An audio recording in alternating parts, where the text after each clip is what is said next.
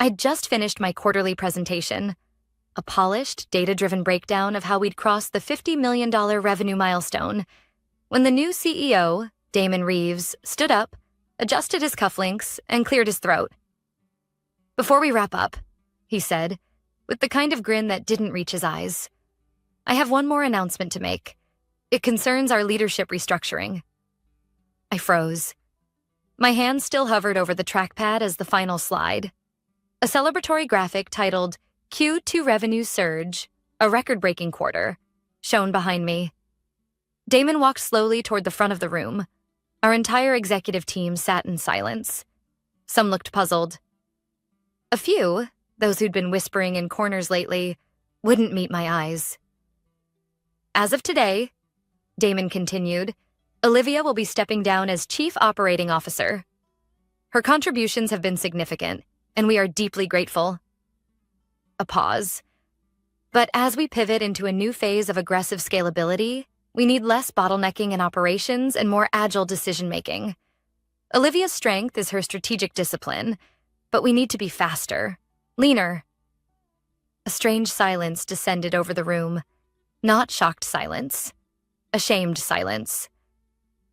"I believe your exact words last week were, 'We should hire more carefully and invest in development before scaling too fast,'" Damon added casually. "That kind of caution has its place, but not now. Thank you for your service." He turned to the team as if that explained everything. I stared at him, at this man who had joined the company less than 3 months ago, and smiled. "I appreciate the clarity," I said simply. No dramatics, no tears, no protest, just silence. Then I stepped aside as Damon took over the projector and launched into a slide titled Phase 2, Structural Optimization. I walked back to my office as if I were just heading to a lunch break. They didn't know. They had no idea what I'd already done. 2 months earlier, when Damon had been appointed by the board, I'd felt something shift. He came from a background of fast turnover VC firms, places where decisions were made with spreadsheets and ego, not people. From day one, he saw me not as a partner, but as an obstacle to bulldoze. I'd founded the company's original product line 6 years ago. I'd built the team. I'd written the operations manual. And when our founding CEO had stepped down due to health reasons, it was me who kept the ship from sinking. I didn't ask for praise. I asked for loyalty. I got neither. Instead, I noticed changes, meetings I wasn't invited to, strategies reversed without discussion, and a growing sense that Damon was crafting a narrative that didn't include me. Then, one afternoon, I overheard his assistant, on speakerphone, scheduling a lunch with our largest vendor. My vendor. The one I had personally negotiated contracts with for 5 years. "The idea," he told the vendor's rep, "is to phase Olivia out quietly. It'll make things smoother." They wanted to erase me, but I had already begun taking precautions. I'd seen the signs, and I knew something they didn't. Our biggest vendor, Chrono Core Systems, had been struggling financially. I'd been reviewing their quarterly filings quietly, and I knew they were looking for a buyout. The opportunity was golden, so I reached out to an old friend from grad school, now a private equity partner in Boston. We made an offer through a holding company I had created quietly the year before.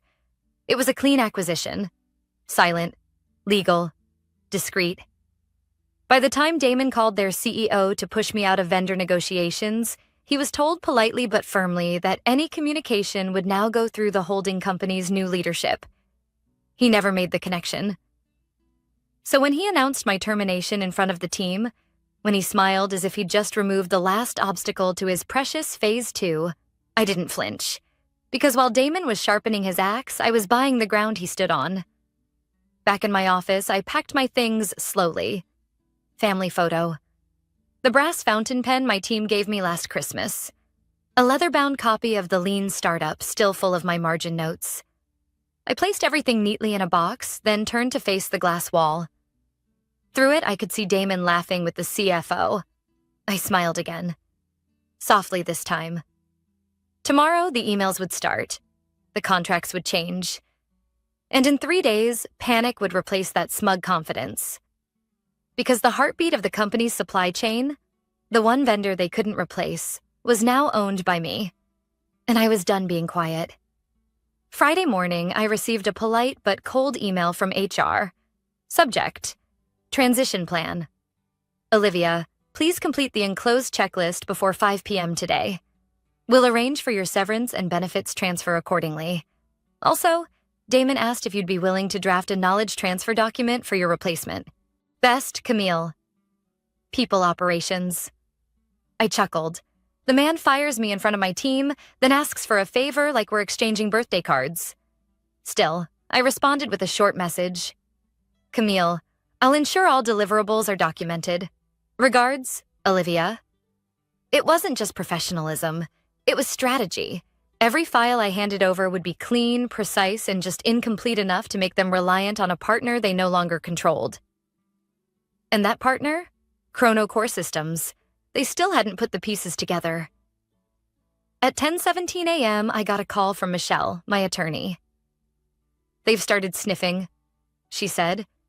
A junior procurement manager at your old company reached out to Chrono Core asking why they haven't signed off on a new delivery schedule. And we responded formally, cited the recent acquisition, and said the new leadership team will be handling future discussions directly. They'll escalate it by Monday, I predicted, especially when they realize how central Chrono Core is to the Phase 2 rollout. They've got a dependency they didn't even think to vet, Michelle said, almost amused. Congratulations, you own their supply chain. I leaned back in my chair, staring at the stack of framed awards I hadn't packed yet. Most were for operations excellence, cost savings, strategic procurement, all earned under my watch. They used to be proud of me, until I became inconvenient. That evening, I had dinner with Clara, one of the few people at the company I still trusted. She slid into the booth at our usual wine bar, eyes wide. Everyone's talking about it. Damon was cocky all afternoon, but around 3 p.m., his mood shifted. Something spooked him. I stirred my drink. Was it about Chrono Core? She nodded. They were supposed to finalize next quarter's contract this week, but the call got bounced. Legal said something about a change in ownership structure, and now Damon's demanding answers. I raised an eyebrow. So he's finally paying attention. Clara leaned in. He doesn't know, does he? Not yet. What are you going to do? I smiled, slow and deliberate. Nothing. I already did it. On Saturday, I received a request for a meeting. Not from Damon. From their procurement lead, Trevor. Hi, Olivia. I know things ended awkwardly, but I was hoping to speak briefly about the Chrono Core contract. There seems to be some confusion internally, and you're the only one who handled those negotiations. Would you be open to a quick call? Trevor, I didn't respond. Not out of pettiness, but because it wasn't my job anymore. Instead, Michelle sent a formal letter on behalf of the holding company, Verity Partners, LLC, informing Techline, the parent company, that all further negotiations regarding Chrono Core's services would go through Verity's new client relations lead, me. Sunday evening, just after 9 p.m., my phone buzzed again. Unknown caller, Damon Reeves. 1 missed call. Voicemail. 1 new message. I didn't listen to it. Michelle had advised me not to. Let your silence be the loudest thing in the room, she'd said. And she was right. Monday morning hit like a thunderclap at Techline HQ. I woke early, brewed my coffee, and pulled up the internal dashboards I still had temporary access to through the vendor portal.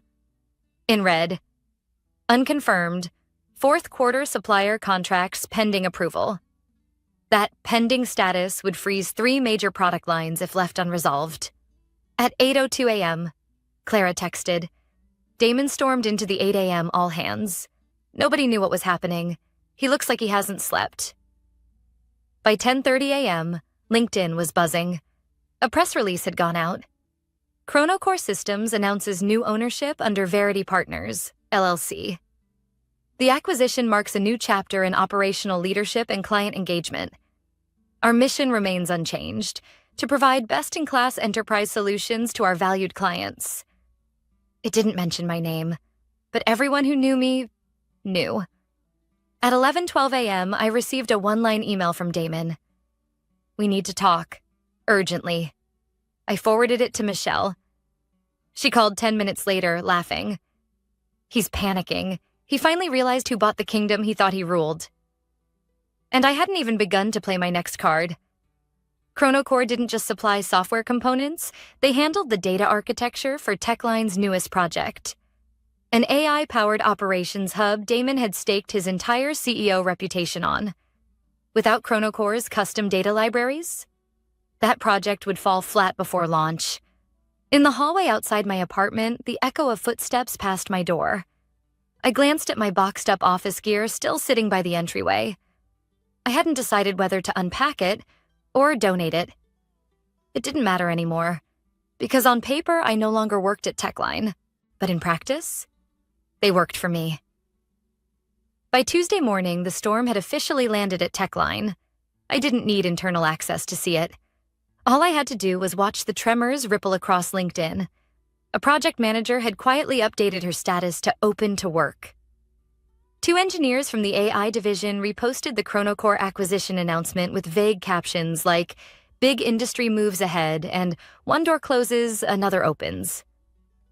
But the real fallout began with a calendar invite, sent from Damon's assistant. Subject line, "Emergency leadership meeting, 9 a.m., mandatory attendance." Clara texted me at 8:44 a.m. He's sweating. Literally. We all saw him walk in. He looks like someone just handed him a resignation letter written in blood. I smiled into my coffee cup. This wasn't personal vengeance. I wasn't interested in watching Damon fall apart for the sake of it. But I was interested in watching the board realize what kind of decision they'd made when they handed the keys to a man who couldn't see 3 moves ahead. That morning, Michelle and I finalized our formal licensing proposal for Techline. It wasn't cruel. It was just expensive. Chronocore had previously offered services under a volume discount model, negotiated directly by me to optimize for scale and growth. That model was now off the table. What Techline would now be offered was a pay-as-you-go structure, billed monthly, with a premium for data hosting, integration support, and, critically, access to the proprietary AI learning modules that had become the backbone of their next-generation ops hub. Michelle read the terms aloud again just to savor them. Standard enterprise rates, plus a 22% premium for custom dependencies, plus exclusivity protections. Oh, and public acknowledgement of Chronocore's new ownership, of course. "Let's send it before lunch," I said. "It'll give them just enough time to lose their appetites." That afternoon, my phone buzzed. From Clara. "Olivia, the engineers figured it out." "You bought Chronocore? It's flying through Slack." Damon is livid. He pulled the entire DevOps team into a private meeting, locked door and all. A few minutes later, PS. 2 directors just asked me if you're hiring. I typed a reply, but stopped short of sending it.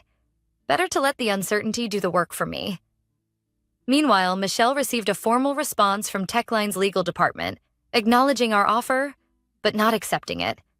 They wanted to discuss potential alternative licensing terms. Translation: they couldn't afford it, and they were hoping I'd blink. I didn't. Instead, Michelle sent a short, courteous note. As outlined in our offer, these terms are non-negotiable unless accompanied by a substantial equity stake or public acquisition offer. We understand if Techline prefers to seek other vendors. There were no other vendors. Chronocore wasn't just their provider. It was their infrastructure. It wasn't like switching office chairs. It would take at least 18 months to rebuild what we had developed. And they didn't have that kind of time. That evening, as I walked through my new office at Verity's downtown location, Chronocore's updated HQ, I noticed the construction crew finishing the glass walls on our new strategy lab. I watched the team setting up whiteboards and tech screens, and for the first time in months, I felt something I hadn't felt in a long time. Belonging. My phone buzzed again. Unknown number. Voicemail received. I hit play. "Olivia, this is Damon. I think we need to start over. I don't know what your endgame is here, but you're putting a lot of people at risk. People who supported you for years. Just think about that. You were better than this. The arrogance, wrapped in false concern, made me shake my head. I had put people at risk? This man had fired me in front of a full executive team. He had pushed through reckless expansion plans, cut onboarding and QA budgets, and eliminated remote flexibility to boost productivity, then blamed me when senior developers started leaving. And now, suddenly, he was the victim? Number Damon wasn't worried about the staff. He was worried about the board. Clara confirmed it the next morning. He tried to spin the vendor situation as unexpected market volatility. The board wasn't having it. They asked for a full audit of supplier dependencies. He deflected. Then they brought in audit counsel. This is unraveling fast. I think he knows he's done. At noon, my inbox pinged. Subject: immediate assistance requested. From Techline Board Chair, Richard Alvarez, Dr. Monroe. On behalf of the Board of Directors at Techline, I'd like to request a confidential meeting at your earliest availability. We are reviewing the current leadership's handling of strategic partnerships and understand you may have insights relevant to the board's assessment. Please let us know a convenient time to speak. Now that was interesting. I replied, Mr. Alvarez, I would be happy to make time later this week. Thursday or Friday morning would work well. Please let me know what suits your schedule. Respectfully, Olivia Monroe, Managing Partner, Verity Partners. As I hit send, I leaned back in my chair and looked at the framed quote on my shelf. A gift from one of my engineers back at Techline. Be the kind of leader your future self won't have to apologize for. I had no apologies to make. Because while Damon had played politics, I'd built power, and the game wasn't over. Thursday morning arrived bright and cold, with a sharpness in the air that felt appropriate. I dressed carefully. A navy pantsuit with clean lines, silver cufflinks, and the sapphire ring my grandmother had left me. It was the kind of outfit that said, I don't work for you, but you'll wish I did. At exactly 9 a.m., I stepped into a private boardroom on the 32nd floor of the Halberton Tower, where the Techline board had reserved space for what they described as a confidential off-site review. The receptionist greeted me warmly. Dr. Monroe, they're expecting you. Inside, Richard Alvarez, chairman of the board, stood to greet me. Thank you for coming, Olivia. We appreciate you making the time. Of course, I said, shaking his hand. The room was quiet, paneled in dark walnut, with a carafe of coffee sitting untouched on the credenza. 6 board members sat at the table, their expressions ranging from neutral to uncomfortable. They weren't sure how I'd show up. Angry? Bitter? Smug? Instead, I brought calm. I understand you've asked for some insight into the Chronocore situation, I began. Richard nodded. It's escalated beyond what we anticipated. I figured it might. I placed a sleek leather folder on the table. In here, you'll find a timeline of events. Emails, correspondence, financial filings. All of which confirm that Chronocore was fully acquired by Verity Partners as of 3 weeks ago. We are now the exclusive provider of your AI systems architecture and own the data modules currently powering over 60% of your next-gen rollout. Silence. And, I continued, you'll find that at the time of acquisition, I was no longer employed by Techline, which means legally there is no conflict of interest. Only a failure to recognize operational risk on your current leadership's part. A board member in a gray suit leaned forward. Why didn't Damon flag this? Perhaps, I said evenly, because he didn't see it coming.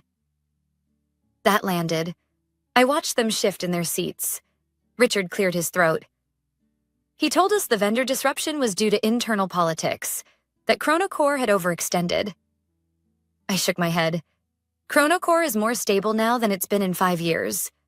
What's unstable is Damon's assumption that cutting out institutional knowledge was the best path forward. I paused, then added softly, sometimes the bottleneck isn't the one who's slow. It's the one who doesn't know what they're holding back. Later that day, back at Verity's office, I met with my new executive team. We were reviewing the final terms of the updated licensing agreement Techline was now being urged to sign. "It's generous," said Michelle.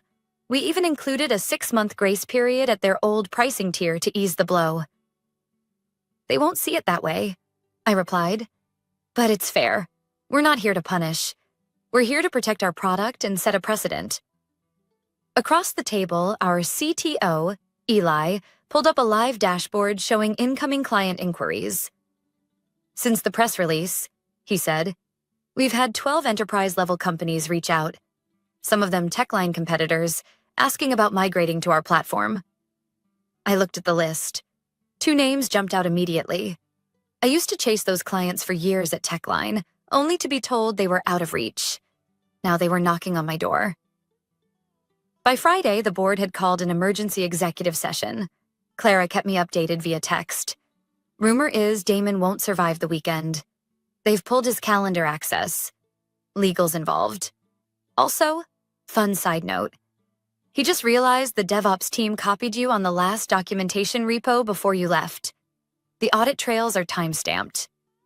It proves you were working in good faith the entire time. He's unraveling. I stared at that word. Unraveling. It didn't bring me joy. It brought closure. This wasn't about revenge. This was about recognition. About being pushed aside and told, "You're in the way," after 6 years of building something from the ground up.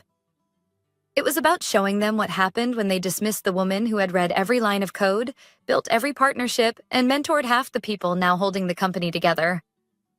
That evening, just before I closed my laptop for the weekend, I received another message. Subject: formal response to licensing proposal.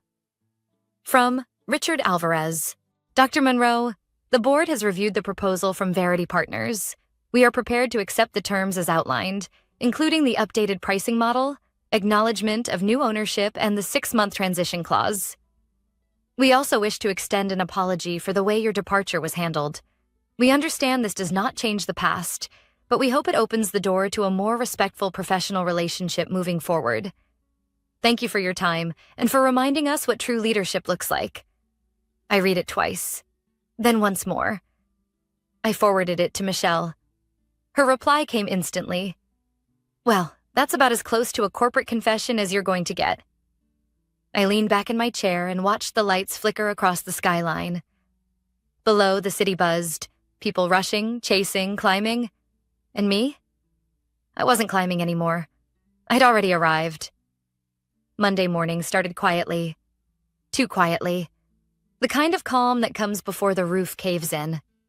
I arrived at Verity's headquarters just before 8 a.m., coffee in hand, and opened my inbox. There it was. A flood of overnight alerts, press inquiries, and internal updates. The story had broken. CEO ousted in corporate shakeup, Techline board removes Damon Reeves amid vendor crisis. The headline was everywhere.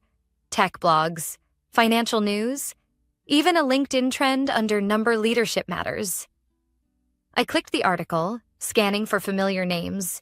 It quoted a source close to the board, saying that Damon's failure to assess critical supplier risks, combined with the abrupt loss of Chronocore, had caused irreversible reputational damage and left multiple product lines in jeopardy.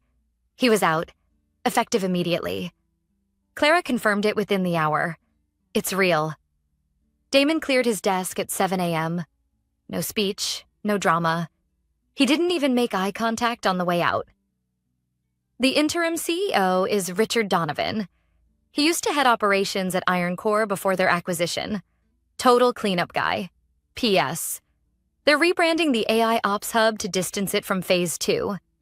People are calling it the Ghost Project internally. She followed it with a gif of someone dumping water on a fire. I smiled. But even amid all this chaos, I didn't feel triumphant. I felt steady, resolved. Because while Damon's fall had been inevitable, what came next mattered more. At 11 a.m., I walked into our product lab for a team debrief. Our engineers were preparing a technical rollout for new enterprise clients, many of whom had reached out after seeing Techline stumble. Eli, our CTO, pulled me aside before we started. "You're not going to believe this," he said. Techline sent over a draft of the public licensing agreement. They actually included your name. I blinked. You're joking. Not even a little. They wrote, technology developed by Olivia Monroe, licensed exclusively through Verity Partners. Front and center. Legal must have forced it through. I stared at the document.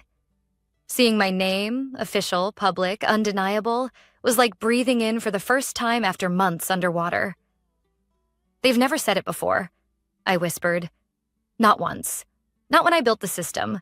Not when it launched. Not even after the first 1,000,000 users. Well, Eli said, they're saying it now, loud and clear. By Tuesday, we held a private strategy session to review the incoming migration requests. 12 former Techline clients had asked to demo our new architecture. 3 of them, had been considered untouchable accounts when I worked there. Executives would dismiss the idea before I even finished my pitch. But now they were knocking. Not because of a flashy deck or clever marketing, but because they finally saw what I had always been saying. The value wasn't in the brand. It was in the work. That afternoon, I received a call from someone I hadn't spoken to in years, Layla Grant. She'd been one of the only other senior women in Techline's leadership during my early years. Smart, ambitious, empathetic, but driven. We'd worked side by side until she was edged out 2 years before me during another realignment. Olivia, she said, I've been watching this whole thing unfold. You have no idea what it's done for the women still in tech. Especially those over 40, I was quiet for a moment, unsure how to respond. You didn't just win, Layla continued. You proved that dignity and patience can coexist with strategy, that you can outthink someone without stooping to their level. It's rare, and it's powerful. Her words stayed with me long after we ended the call. Because this was the impact I hadn't expected. It wasn't just about a comeback. It was about a message. You can fight back without becoming the villain. By Wednesday, Techline issued a formal company-wide announcement. Techline has reached a strategic agreement with Verity Partners for continued access to the ChronoCore platform. We are committed to maintaining operational excellence as we evolve under new leadership. Buried at the bottom was a quiet line acknowledging me by name. No adjectives, no embellishments, just facts.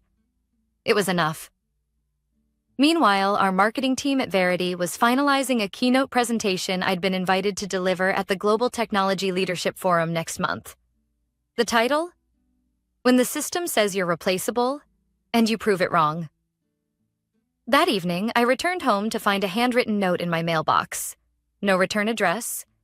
Inside was a simple card. 1 line. You've become the story I tell my daughter when she thinks she's not strong enough. No name. No signature. Just that. I held the card to my chest and let myself feel it. Not pride, not vengeance. Just clarity. This wasn't about what they had taken from me. It was about what I had reclaimed. My name, my work, my worth. And I wasn't done yet. 1 year after I carried my things out of Techline's glass tower in a plain cardboard box, I walked into Verity's headquarters as the morning light spilled across the polished floor. It felt like a quiet milestone. No fanfare, no announcements, just the gentle click of my heels and the steady hum of a company I had rebuilt from the ground up. As I made my way to my office, Eli waved me down from the strategy room. You're going to want to see this, he said, gesturing me over with a grin. I stepped inside to find our analytics dashboard on the wall, cycling through live data from our clients. The numbers were impossible to ignore. Client retention, 98% new enterprise onboardings, 14 in the last quarter. Revenue growth, up 31% year over year. Then Eli brought up the most satisfying figure, Techline's projected market share loss, 27% net migration to Verity infrastructure. 9 of their top 20 former accounts. They tried to downplay it at first, Eli said, but investors are asking questions. And now, finally, they're answering. I blinked. Answering how? He turned the screen to show me the official statement just posted on Techline's investor relations site. We acknowledge that strategic missteps, including the mishandling of key partnerships, contributed to the challenges we faced last year. We also recognized the foundational work of former executives, including Olivia Munro, in building the operational systems that continue to shape the market. They said it, not just behind closed doors, not whispered in apology, publicly. My name, in print, attached to my work. I leaned against the table, quiet for a moment. Eli watched me, then added, "It's not everything, but it's something. It's enough," I said. I didn't need credit. I needed truth. Later that day, I reviewed the latest reports from our legal team. 3 more licensing agreements were finalized. One of them had been Techline's oldest partner, now fully transitioned to our system. Michelle sent me a message shortly after.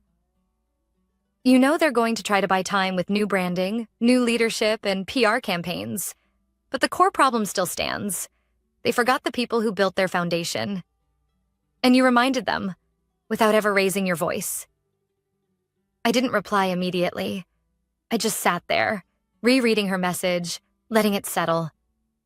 Because that was it, wasn't it? All the strategy, all the quiet moves, all the times I stayed calm when they expected me to break. It wasn't about ego. It was about proving that grace and power aren't mutually exclusive. That evening, as I walked through Verity's quiet halls, I noticed something new near the entryway. A framed plaque, one I hadn't approved but immediately recognized. It read, "The real legacy of innovation is not the product. It's the people who make it possible." Underneath it, in smaller text, was my name.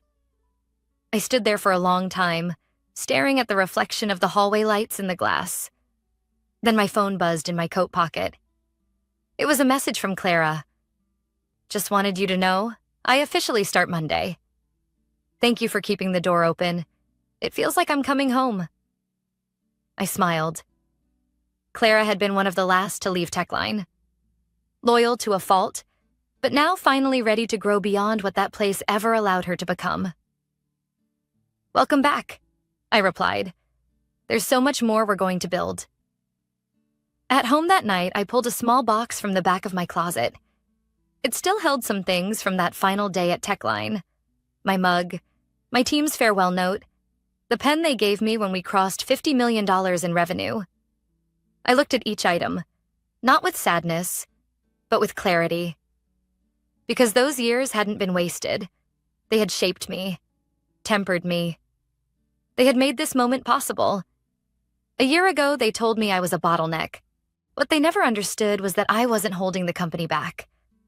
I was holding it together.